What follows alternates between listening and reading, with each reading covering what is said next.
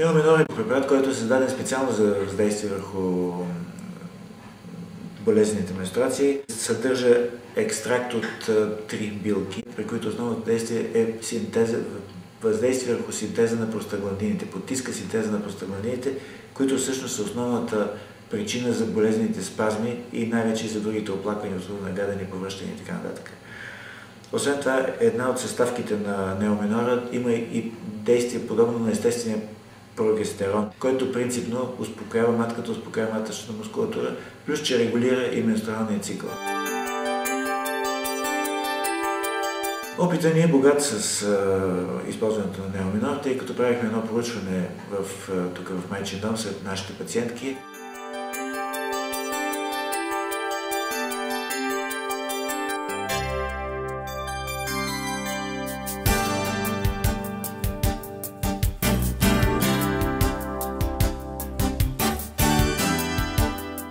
Повече от 6 месеца продължи това проучване.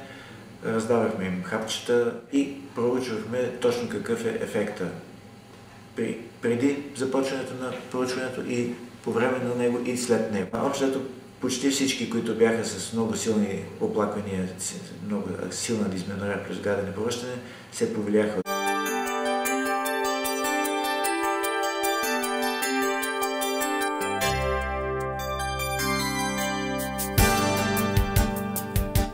Според нашето проучване, неоменор има продължителен ефект. След тези 6-месечен период, който лекувахме нашите пациентки, не сме имали някакви оплаквания от тях. Ефектът му е траен, без странични действия.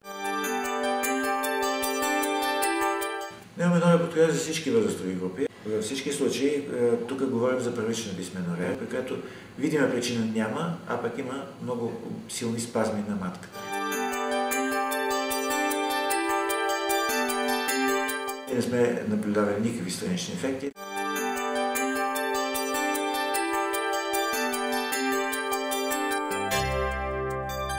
Жените, на които сме давали неоменор, за дълго време след това не са имали оплаквания от страна на менструациите.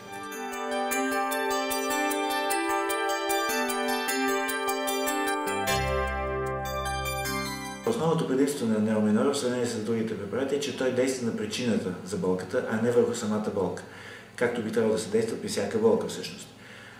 Той действа на синтеза на простагландините, който е основната причина за болезнените спазми на матката. Хормоналните препарати, при тях има и други оплаквания, други възражения. Потиска дейността на яйчниците, при неоменора няма такова нещо, дори той регулира менструалния цикъл.